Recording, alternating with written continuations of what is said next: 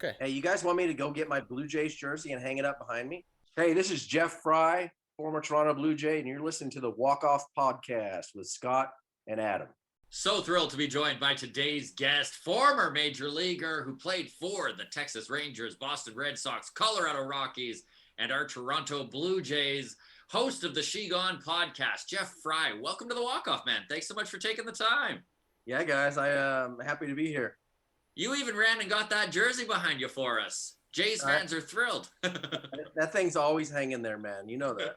Yeah, that's right. All right. Well, it has been a wild 18 months, obviously. You and the family staying sane and safe through this whole thing?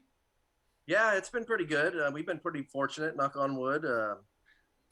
We got our vaccinations, and my son had a little bout with COVID, and a few of our friends, but it's never really gotten too bad here in Texas. Yeah. Well, it is nice to see the world starting to kind of fall back into place here. I don't know if there are that many silver linings, but I guess one of the good things, if you're going to pick one, is that the pandemic has allowed for a lot of creation and a lot of content to be made. I know in January, you kind of started getting on the content game with the Shegone podcast. What inspired that? And tell me about Shegone. Well, it was a friend of mine had a podcast, the Rangers Nation Podcast, and I went on his podcast one day, and I started getting so many requests from us, the Shegone stuff, that he suggested that I start a podcast, and I was like, all right, it might be fun. I mean, I have a lot of buddies in the game that, I think people would like to hear what they have to say, and so just kind of did it. The Shegone just started as an accident. I made a funny video and said Shegone at the end of it, and my buddy goes, "You should hashtag Shegone." And I was like, well, what does that mean? I didn't even know what that meant. And so I did, and I mean, now it's taken off, and I've probably you see it everywhere. Yeah, I've probably done 300 interviews. Wow. That is so awesome. I know it's funny because sitting down with great baseball minds and just talking the game, like we love it here, obviously on the Walk Off. But what have you enjoyed the most about it, and what has kind of surprised you about the process as you do this? I think what I've enjoyed the most is just reconnecting with a lot of my old buddies in the game, and it's crazy how life is, and you retire and you just kind of go on with life, and you regret not keeping in touch with all these guys. And now all of a sudden, man, I've got, in September, I'm flying to Atlanta to do a baseball camp and a golf tournament with Otis Nixon. Oh, wow. That's so cool. I've gone to Cody, Wyoming and helped in the Celebrities Against Cancer charity event where Jeff Nelson, Denny Nagel, Mike Hampton, so many athletes were there. I mean, it was incredible. Otis Nixon, his brother, John Rocker. And some of these guys I played against, but never really played with. So, you just don't develop those friendships. But now we're friends, and it's really cool, a lot of this stuff. Yeah, cool. Man, that is very cool. Otis Nixon, there's a name I haven't heard in a long time. It's funny, as a Jays fan, I was like 10 or 11 when they won those World Series in 92 and 93. And Otis Nixon, I mean, on that Braves team, he was just grease lightning. I remember just as a kid being like, how can somebody be that fast? Yeah, we played together in Texas, and he was a leadoff hitter, and I was a two-hole hitter. And, man, it was pretty nice having him on base because I got a lot of fastballs. and I knew that once he, just getting on first base, he was in scoring position. Yeah, that's right. Oh, him on first base. Exactly. That's right. Yeah. I know I really loved watching your Twitter crusade about launch angle. I'd love to hear your thoughts on that aspect of the game. I know that the 3 true outcomes has become a big deal in baseball. It's what we see all the time. And I know sometimes you watch coaching of today try to, I don't know, for lack of a better word, kind of shoehorn every player, every body type, every age group into one way of doing things. What are your thoughts on baseball's recent obsessions with launch angle and exit velo? Is it the be all and end all? No, I think it's terrible for the game. And I think that's why the league is hitting 241. I mean, if you think about it, the best players in the world, right, are in the major leagues. And Yeah. people from all over the world that are the best in their country, their goal is to come play in our major leagues, right? And the very best in the world can only hit 241. It's just, I mean, that's not even 1 out of 4.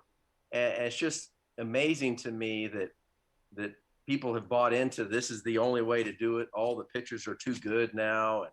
And I think it's hurting the game, and especially because it's trickling down to the youth, right? And so these kids are striking out and they're hitting pop-ups, and a lot of them are going to quit because it's not any fun to not have any success at a young age. And we have to, if we want to promote this game, we got to get these kids wanting to play like we used to play. Well, while we're speaking the game, then I'm curious what your thoughts are on the sticky stuff scenario here. Obviously, when you played, products like Spider Tack didn't exist. Even spin rate wasn't even a stat yet, you would say. But I did find this interesting. So since the crackdown, strikeouts are down 25%, which is the biggest monthly decrease in MLB history by like almost triple. Hit by a pitch is down 10%. I guess what I'm saying is we're obviously cheating, and it affected the game in some way or another. What is your thought on the whole sticky stuff crackdown? Oh, I'm so glad they did it. It was, I watched a lot of baseball and see a lot of highlights, and I just saw the ball moving differently than I'd ever seen it before. A baseball is too heavy normally to move 3 feet in the last 5 feet, and you think it looks like a wiffle ball. Yeah, it does. The way that the hitters had no chance, and now all of a sudden, you see guys who signed huge contracts because they turned their careers around all of a sudden, and now these guys are just human again, and they're not superhuman, and I think it's great. I mean, unfortunately, I think they allowed it to trickle down again into the college and high school ranks, because I've heard stories that those kids were using it too. Yeah. So I don't know what's going to happen. I mean, those kids are going to go into pro ball and not be able to use it, and then the teams are going to go, wait a minute, I thought this guy was good when we drafted him. Yeah. Well, it's interesting because we're talking launch angle and we're talking the sticky stuff and just how it does trickle down to the youth of what they're doing and what is being produced as a baseball players these days. So do you think that when it comes to the kids coming up that it'll just self-correct? Like, there was all this talk about, are they going to need to move the mound back? Are they going to need to do these drastic rule changes that kind of change the integrity of the game? But maybe it was just the sticky stuff. And if we can start finding ways to teach ball players that there's more than one way to do than just hit a home run, strike out, or walk. Like, do you think it's going to self-correct? I hope so. It's funny you mentioned the mound being moved back, because today's the day the Atlantic League starts their experiment by moving the mound back a foot. And how do you feel about that? I think it's horrible. Right? Okay. It's unfair to these guys who are trying to revive their careers or establish a career to be used as guinea pigs by Major League Baseball. And, all the fingers point to Rob Manfred, the commissioner of baseball, and his rule changes. And I wish the players would refuse to do it, because I don't know what the league would do then. If the players refuse to play, how are they going to have ball games? Hey, at least minor leaguers are paid well for it, right? Oh, yeah, those guys are making bank. It's funny you say that, Jeff, because I didn't even think of how frustrating it would be just for the guys in the Atlantic League to need to do that. I was more thinking, oh, I hope this doesn't go through to the major leagues. But my goodness, like, what a detriment to need to put in front of these guys as they're trying to develop their own careers. Yeah, it'll never make it to the major leagues. And that's the funny part, is that, why even bother experimenting with it? Because there's no way in hell the Players Association is ever going to agree to this. No way. So it's a waste of time.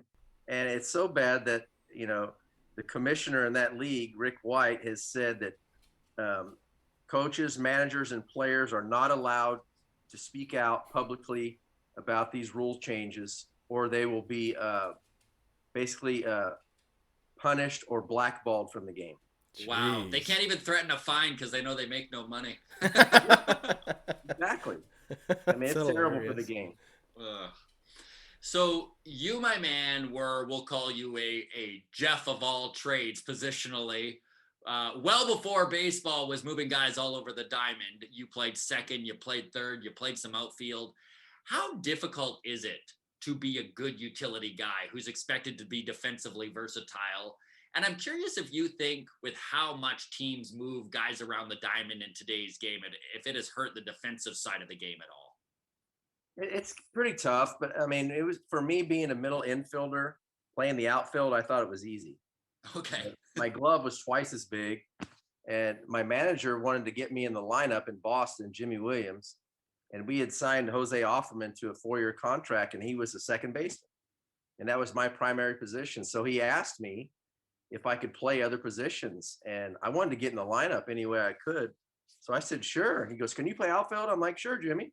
I'll just if I don't catch it, I'll just hit the cutoff man. It's no big deal. And, Yeah. So I would have like 5 or 6 gloves in my bag, not knowing where I played. But I really didn't like playing. Third base was the one position I really didn't enjoy playing. Right. And I didn't think I was very good at it.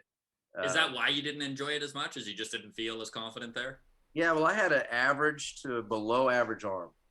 And so I had to do everything right on a routine ground ball just to get an out. And Right. the angle that you're at third base is so different from second base. And what I learned when I made a bunch of errors one time in Boston over about a week of games, and I noticed that I was asked some guys about playing third base, and they said, don't look at the runner. So I was looking at the runner, and it seemed to me like he was pretty far down the line, and I would have to rush my throw, and I wouldn't make a good throw. So once I stopped looking at the runner and just focusing on the first baseman, I got better at it. Yeah. That's interesting. That's interesting. Just kind of psyching yourself out. Well, I mean, when you're playing, when you have a long throw at third base and you don't have that great of an arm, it just adds pressure. It's like I have to throw a perfect throw every time, or I'm gonna make an error and look like a jerk out here. I feel the same way every Thursday night when I'm playing slow pitch. Yeah. So your professional baseball career started in 1988 when you were drafted by the Texas Rangers, and then it was a 4-year grind in the minors before you got the call up. And I know a lot of people don't really grasp what mental grind that can be, how difficult it is to stay focused on a goal from year to year. What was that like for you, and what was the experience of finally getting that call up and that validation like? Well, see, I never thought of it as a grind. I mean, you kind of have the late in the summer when you're getting kind of tired and wore out, it gets tough, but man, I enjoyed every minute of it. And I was like, man, I'm getting paid to play baseball.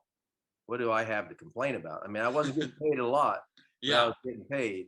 And I mean, I loved it. And, those 4 years, basically the reason I had to stay in the minor league so long is because I was not a prospect. I wasn't a guy who was, given a lot of money out of the draft, and I was an organizational guy, and I just had to succeed at every level to even make the major leagues. And once I did make the major leagues, I mean, that's just like a dream come true. You dreamed about this your whole life as a kid, just in the backyard, thinking about what it would be like watching your heroes, and all of a sudden you're on the same field. So it was really cool. Oh, I can imagine. And it's funny because baseball really has been a sport that's all about player development all along, right? It's about developing your talent within your organization. And it took you 4 years of development to get there. I'm curious what you see as the biggest difference in player development between when you were coming up in 88 through 92 to right now, and how teams are developing talent now. Coaching. Okay. I had some great coaches in the minor leagues, and not every one of them played the game, but professionally or in the big leagues, but they played the game at some level. They had some level of success. They knew, what it was like to fail. They knew how hard the game was. And I think what we have now is we have a lot of people in player development who have zero playing backgrounds, and they're basing all their teachings off of data and statistics and analytics, and they just don't get it. Yeah. Do you think the game will swing back?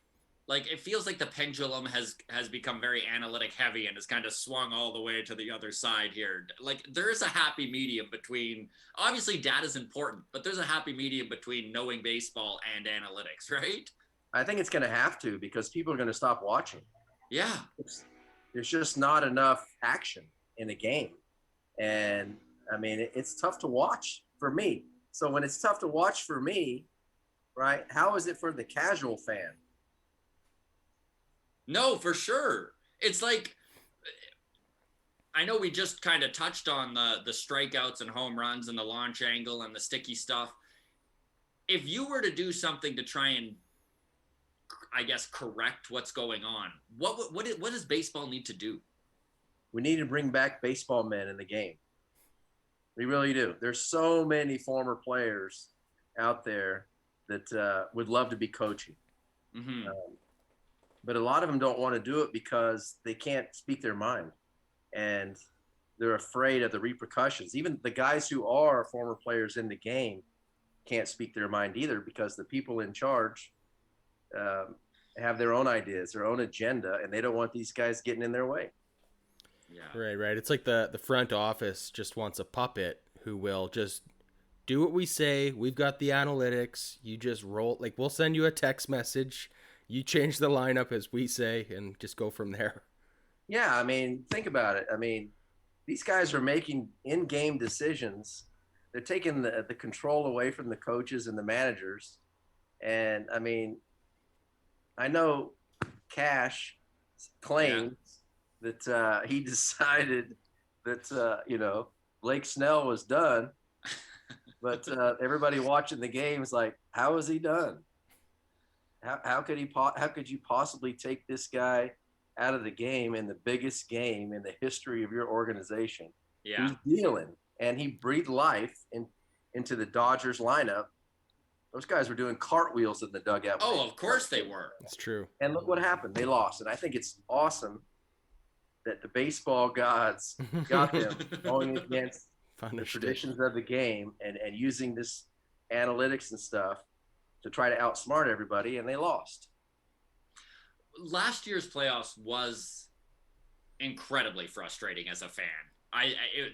The analytics side of things was more prevalent than I had seen in a long, long time, maybe ever, because there's more examples than just Blake Snell. I know even as a Jays fan, watching guys be pulled out where it was obvious that they were doing it, like Matt Shoemaker, right? He pitches 2 brilliant innings at the beginning of that wild card game against the Rays, and then they removed him because they had planned to remove him days ago. And it just seems like such a weird thing when it comes to baseball to already know when you're taking your pitchers out before they're even pitched. Yeah, and I wonder too. I keep going back to the Rays, but I'm wondering as a manager, okay, if you know the game plan is, all right, this guy's it's not happening. He's not facing the lineup the third time through.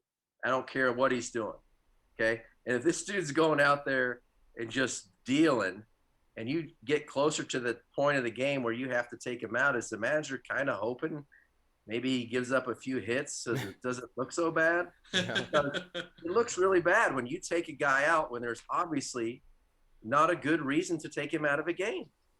Yeah. It's that third time through the lineup. Yeah. People just look at that. They throw everything out the window because of that stat. It's wild. It is. So how do you feel about La Russa being back in the game? Because that's a pretty big swing the other way. I'm happy. Right? He's a great baseball guy. And I know, people want to point in today's society, you make a mistake and they want to, string you up by your thumbs. Yeah. You made a mistake, you're done. But he made a few mistakes off the field, but the guy's a great baseball manager, great baseball man. And I think it's obvious what's, his influence has done to the Chicago White Sox. Well, they are the best team in the American League right now, so he's doing something. What a shocker, right? Yeah. So I want to talk about a crazy day in your life here. In 1996, you wind up getting released by the Rangers, and then that same day signed as a free agent with the Boston Red Sox. Man, what a wild day. Like, what was that experience like? The highs and lows of that must have been wild. Well, there really wasn't a low, because the only reason I got released was because the Red Sox had already inquired about me, and they wanted, I had a clause in my contract that is called a side letter that said because I was in AAA, any major league team that wants to acquire me can bring me directly to the big leagues, but the Rangers have to decide if they would have to call me up instead. And they decided, Johnny Oates, the manager, he wasn't a fan of me. So once the Red Sox inquired, they were having troubles at second base. The Rangers let me go. So I went basically right from Oklahoma City right to Boston. Well, that sure is Boston a nice little clause to have in your contract. How did you swing that? That doesn't sound like something everybody's got. No, I don't think you can do that anymore. All right, we can leave it at that then. It was really cool because Kevin Kennedy was the manager of the Red Sox. Okay, Kevin Kennedy managed me with the Rangers, and he got fired for some unknown reason and went to Boston. Well, one of Kevin's agents at the time was a guy named Billy Martin Jr., Billy Martin's son, okay, the legendary Billy Martin. And we were buddies. And so Boston was really struggling at second base. Cordero got hurt. He was more of a shortstop. Jeff Manto was a third baseman. So they had a big hole at second base. And Billy called Kevin and says, the guy you need at second base is playing in Oklahoma City, Jeff Frye. And Kevin's like, is he available? He goes, yeah, he's available. You guys should try to get him. And that's how they got me. That's awesome. I love that they kind of had you as a target. That's fantastic. Well, I found out that one of the coaches of the Rangers was telling them that I was in Oklahoma City, that they should try and get me too. Dave Oliver was, a good buddy of mine with the Rangers, and he knew that I really belonged in the big leagues, but the manager didn't like me. So I was going to die in AAA as long as I was a Ranger. That is great to hear that there are coaches like that will go the extra distance to try and help a guy out that they believe in. That's awesome, man. Yep. Boston's such an iconic market too. What was it like to play at Fenway? Like to call Fenway home? You had a heck of a season in '97 too. What was that first year as a Red Sox like? Oh, it was amazing to go from Oklahoma City, the fairgrounds, AAA, to Fenway Park. Yeah. It was a dream come true. And, another side note to that story was we were playing, I think, in Buffalo, and I was playing outfield, and I pulled a quad muscle, and I'd been setting, I had a hole in my quad. I still do to this day, but it's like half a golf ball, a hole right in the middle of my quad. And I didn't play for a few days, and my agent calls me and says, hey, the Red Sox want to acquire you, but you haven't played in a few days. Are you healthy? I said, yeah, I'm fine. I lied through my teeth. And so I go to Boston, and I walk in Kevin Kennedy's office, and he goes, so how come you haven't played in a few days? And I said, well, you want me to BS you or tell you the truth? He goes, I want the truth. I said, well, I messed up my quad about 4 days ago. And he goes, oh, how bad is it? And I said, it's pretty freaking bad. I said, he goes, what percentage are you? I said, and it's hard to judge what percentage you are, but I knew it was bad. I said, I don't know, Kevin, 60% probably. I said, but I can tape it up. I'll tape it up as tight as I can and give you everything I got. And he goes, well, 60% of you is better than what we got. You're in there tonight. Wow. That was like July 8th or something like that. And from that point of the season, I got right around 500 plate appearances in 2/3 of the season. Wow.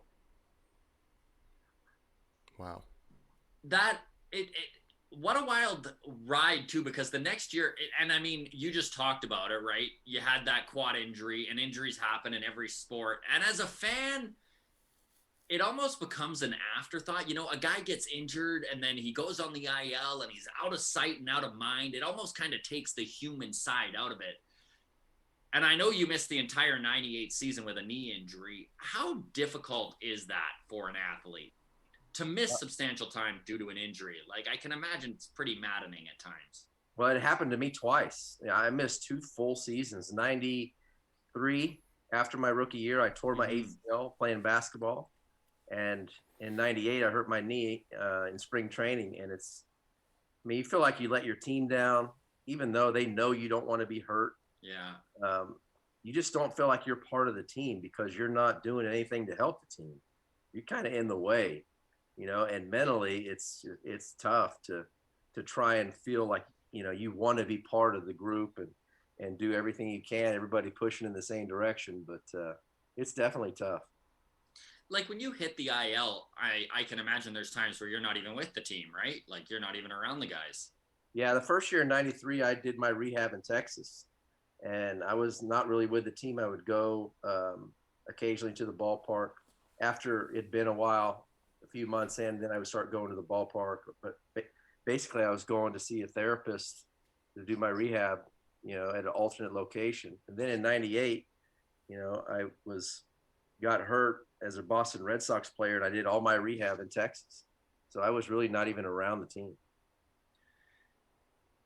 Are you calling guys? Like, how do you go about just keeping yourself mentally cohesive with the team? Like, is it an impossible? Like, it's pretty impossible. I'll tell you a funny story though.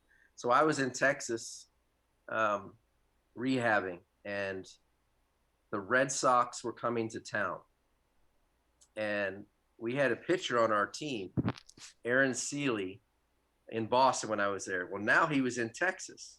And I read an article in the paper where Aaron Seeley said, it's nice to have a strong middle infield now.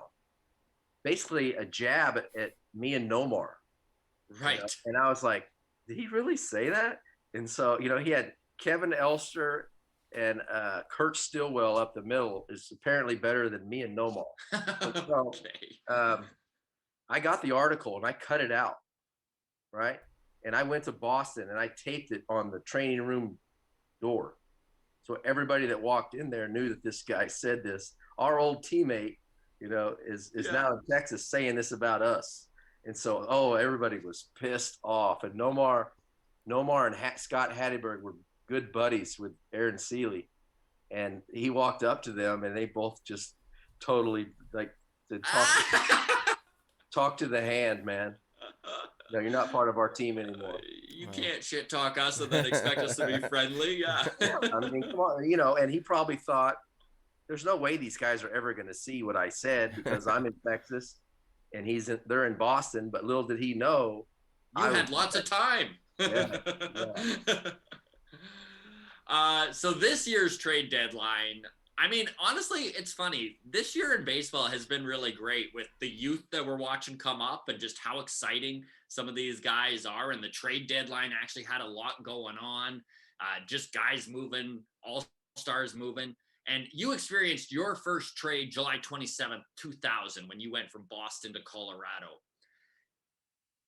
Is being traded as weird a feeling as it to me, it looks like it would just be such a difficult thing to kind of come to terms with. And obviously how you feel is different from individual to individual, but what was that experience like on your end? Yeah, it was tough, but I pretty much caused myself to get traded. I ripped the general manager in the paper in the Boston Globe, and Dan Duquette, because I thought he was doing a lot of us wrong and mistreating the players. And so the headline in the Boston Globe said, Frye rips Duquette, and a couple days later, I get traded. And, so then I go to Colorado, and fortunately I had one of my best friend was the video coordinator for the Rockies. He was a teammate of mine, Mike Hamilton. And so that was cool to have him there. And I'd played with a couple other guys on the team, but the difficult part is when you go to a new team is you feel like you're starting from scratch. These guys don't know anything about you, and you feel like you have to try to impress them right away, and it's difficult to do. And you put too much pressure on yourself to do that. And I think it hurts your performance. I mean, look what happened to Lindor so far this year. Yeah. I mean, he wasn't traded. Was he traded or I think Yeah. I don't know if he was traded or signed as a free agent, but you go from Cleveland where there's no pressure, right, to New York, where there is pressure. and you got a $300 million contract over your head that everybody's expecting you to be this superstar. And you put all this pressure on yourself, and then look at, he's done terrible this year. Yeah, he has. I think he'll be fine next year, but yeah, that first year, I can imagine it would be tricky. How tough is it to do mid-season? Like when you were traded literally halfway through the season, is it trickier? No spring training to kind of like, And actually, the hard part is just relocating because I got traded, flew from Boston. No, I think it was Oakland maybe. Flew to Milwaukee to meet the Rockies. I fly to Boston. I get to Boston at 4 a.m. My wife at the time was in Texas, so she wasn't there to help me. I had to go get a couple of the clubhouse kids to help me load up my apartment in a like a U-Haul. I'm paying one of the guys to drive it to Colorado. Right? I have to pay for my car to get shipped to Colorado, and then I got to fly out that night back to Colorado to meet the team to be ready to play the next day. Wow. See, you always hear about trades and you forget about they've got a life they have to move on top of baseball stuff. Like, yeah, that's wild. Well, I was exhausted. Of course. I mean, load up I had a little boy at the time too. So the 2-bedroom apartment with all of our stuff that we had no idea we were even leaving. Overnight, I'm traded. I got to pack up the entire place and get back the next day for a baseball game. So you might be able to answer this. You always hear about Coors Field and how it's much easier to hit for power there. Is that truly the case, or do you think that sometimes guys in Rockies uniforms don't get given the credit they deserve? Well, I think it was different before they started the humidor stuff. I mean, a lot of, obviously if you're a mile high elevation above sea level, the ball is going to go farther. But the ballpark is bigger. And I think, at least when I played there, my experience was it was just so much room to get hits. The field was just no way these 3 guys could cover the entire outfield. It was huge. And then the ball on top of that would travel, I guess, 7 to 10% further. And it's kind of different, kind of weird to get used to. Just playing catch, you can notice the ball travels different. You mentioned with a big sorry, Adam, go ahead. I was just gonna say, you mentioned the humidor there, and I know we have a lot of casual baseball fans listening or watching on YouTube. Do you want to just briefly explain what the humidor is in Colorado and what the purpose of it's for? Yeah, that's where you put your cigars. No, they apparently, I don't really know how it works, but apparently they put the humidors. They put the balls in this humidor, and it makes the ball travel like it was at, I guess, probably sea level instead of a mile high. And I guess it basically deadens the ball a little bit, so it's not flying out of the ballpark. Kind of like they happened in baseball in 2019 when all of a sudden, Titleist started sponsoring Major League Baseball. Titleist. That's great. Yeah, it's funny. You talked about Coors Field being a big park and feeling like you could hit it all over. That's where not concentrating just on launch angle actually helped you out pretty good there, I'm guessing. Yeah, it did. I mean, I was never a power hitter. I wasn't supposed to be. You weigh 165 pounds and you're 5'9", you weren't supposed to hit the ball in the air. And, I was hitting line drives and ground balls, and I think I hit 350 something that year for the Rockies. And the bummer part of it was after the season, the GM comes up to me and says, "Hey, you and your agent, don't forget about us in free agency." I said, "Okay, man."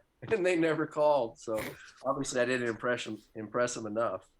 Well, this is where Blue Jays fans are probably pretty glad that that happened. In December 2000, you wind up signing with the Blue Jays. What was that process like? Were you waiting on other teams, or was Toronto appealing to you at the time? What stood out to you about the Toronto's front office pitch to you? Well, I had a few offers, not really many, and I always liked going to Toronto as a visiting player. I thought it was a really cool city, and at that stage of my career, I was basically a utility type player. And what you do is you look at the roster of the teams that are interested in you, and you look and see if which one you think you have the best chance to get an opportunity at. And it looked, nothing against Homer Bush, but it looked like I had the opportunity at least to go to Toronto and get some playing time. So that's why we decided on Toronto. And you had a career moment. I know Jays fans are well aware of your cycle that you hit there, August 17th, 2001. And I remember watching the game, buddy. It was just so exciting. Like, I was 17 and just like, oh my God, this is crazy. Where does this rank in your baseball accomplishments? This had to have been a pretty crazy and special night for you. Yeah, it's right there at the top. I mean, that, and I hit a walk-off home run in Fenway one day. That's up there too. But yeah, the cycle was, the story of the cycle is I've told it so many times. But, I can imagine. And the bummer part of that year was I hurt my knee in spring training. And like the first week of spring training, something popped in my knee, and I rehabbed it and tried to come back. The first swing I took, it popped again. So I had to have surgery. I think the doctor took out my stitches a little bit too early. I got a staph infection. So I had this machine hooked up to me for a week, right? I had like in my veins or whatever. And I had to wear this thing everywhere I went. I had to take a bath with this thing hanging outside the bath. I couldn't take a shower. It was horrible. And so Homer Bush breaks his thumb, and I was in the Florida State League on a rehab assignment, and I played 4 games, I think. I was nowhere near ready to go to the big leagues. Right. And sure enough, they called me up, and I'm like, oh shit, I'm going right to the big leagues, and I'm in the lineup right away. And I got 4 games of spring training under my belt. And so, that whole year, my knee bothered me. I had to tape it a special way because it popped every step I took, which was really weird to get used to. But the cycle day, I wasn't even for sure I was going to be in the lineup. I was playing sparingly. We had some young guys. We weren't doing that well. And all of a sudden I show up, and I knew we were playing the Rangers. I knew Darren Oliver was pitching, and he was my teammate and good friend. And I show up to the field, and I'm hitting ninth, playing third base, against Darren Oliver and my old team, the Rangers. And so that's kind of how it started. And you guys know the rest. I mean, I hit a bloop double. And then, Ricky Leday, I needed to send him a Christmas gift because he helped me out twice. A bloop triple actually bounced over his head on the turf. Then the double, he misjudged it and came in and went over his head. Then I hit the homer that barely was fair and barely was over the fence, and all I needed was a single. I'm a single hitter. And I turned it into a single, but I caught some flack for that. But I had already gone up to Cito Gaston in the dugout before I went up and says, "Hey, Cito, what do I do right here if I hit a ball in the corner in the gap?" And he goes, "Stop it first and tell him I told you to." I said, "Are you sure?" He goes, "Yep." He goes, "We're winning by 8 runs in the 8th inning. We got this game." And sure enough, I hit the ball in the gap and stopped it first. And Kelly Gruber's there. That is also very cool that Kelly Gruber, the last J before you did it to hit for the cycle, was in the crowd. That's wild. Yeah, and he wasn't even there originally. He was in town in Toronto at like an autograph signing. And apparently they called him up and says, "Hey, you need to get over to the stadium. This guy's Jeff Frye, needs a single to hit for the cycle." So he came over to the stadium. I mean, and I had no idea that Kelly Gruber was the only guy in history. Right? How many great hitters have the Blue Jays had over the years? Yeah. You know, and there's only one that ever hit for the cycle. And so he comes on the field and smacks me in the head. And I said, man, you can read my lips, but in the video it says, of all the people to hit for the cycle, it's me. And so that was really cool. Can you name the most recent Blue Jay to hit for the cycle? Biggio. There you go. Yeah, absolutely. Another second baseman. Anymore. I'm not the last Blue Jay to hit for the cycle anymore. So no. Yesterday's news. Yeah. Well, Jeff, we really appreciate your time here. I'm going to throw it to Adam here. We do a segment called Foul Territory. So, Adam, take it away, buddy. Okay, I got 2 questions I want to kind of get to with you today. I know you'd mentioned earlier in the conversation reconnecting with some of the old players that you grew up playing against and developing friendships with them and stuff. Pro Golf has a seniors division, the Champions Tour, I think it's called. Why doesn't baseball have a Champions League for guys such as yourself, some 50-plussers, to get a nice little pro league going? Maybe with obviously a shortened season. We're not going to throw you guys out there for 162. But do you think there would be any interest? I know when we talked to Sean Green a couple months ago, he actually really loved the idea. Do you think there'd be much interest in a Champions Tour for Major League Baseball players? Would you play in a 40-game champion-style season there, Jeff? Well, I would do it for sure. They do have a league. It's called Slow Pitch Softball.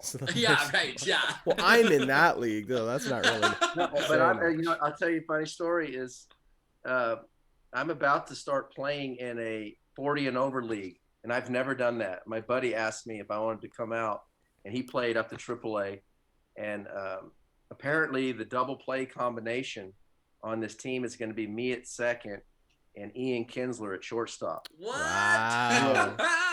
And who at one point I was his agent. So that is going to be, really cool. But, that's cool. Well, you got to get these games. You got to get these games televised, man. Yeah, I think for my experience playing a couple of years of slow pitch softball with a bunch of guys my age, there were a lot of injuries, man. So I don't know. I think that might be the only thing that the guys wouldn't want to do it because a lot of guys' bodies get beat up playing for 15, 20 years. Fair enough. We'd have to modify some rules, like no sliding, like every base you can run through it, like at first. Move the mound back. Move the mound back. Sounds good. All right. And the next question, I know you mentioned being an agent, and that kind of leads into my next question is with the, I don't want to say looming lockout that lies ahead next season or this off season. There's always potential for a stoppage in play when a CBA needs to be negotiated. So as an agent, and I don't even know if you're freely able to talk about this, but how would you approach an off season where things are so uncertain? Would you be encouraging your guys to, like, let's sign a deal because we need a big bonus? We might not play ball next year. You need a little goose egg to get you through. Or would you be doing maybe the opposite where, you're feeling good, like the players are going to win this one, so we don't want to sign anything long term because if we wait 12 months, we might get an even bigger payday. Like how does that get approached from a business side of things?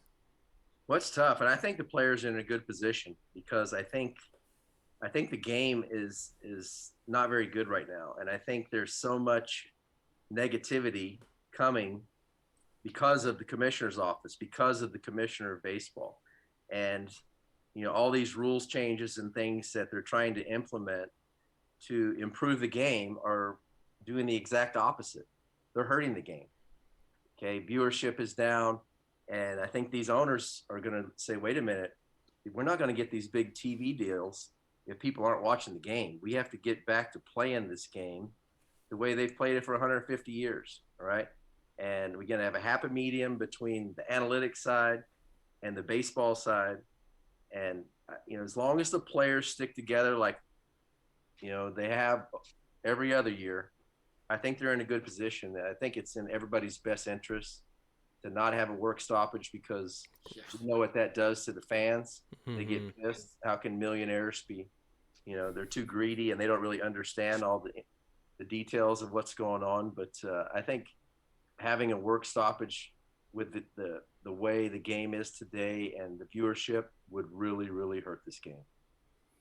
Yeah, baseball really can't afford to right now, because they're in such a good opportunity if they can capitalize on it, with so many of these young kids who are just absolutely electric out there, right? Like with Fernando Tatis, and I know Acuna, he's hurt right now, but Vladdy in Toronto and everything. Like there's a real opportunity. About 5 of them up there in Toronto. Yeah, I know.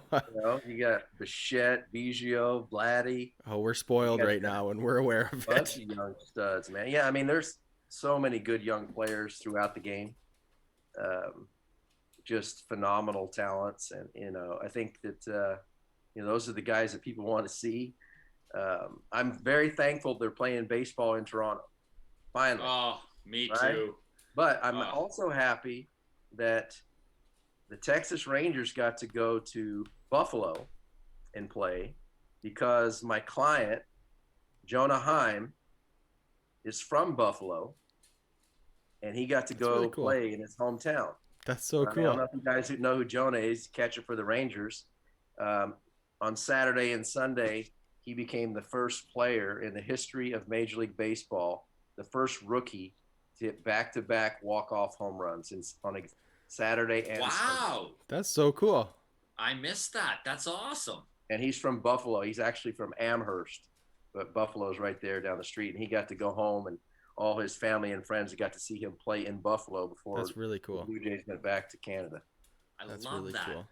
I love that. Jeff, how are you on time here? I've got a few listener questions for you. You got a few more minutes? I'm good. Yeah. Okay. Awesome.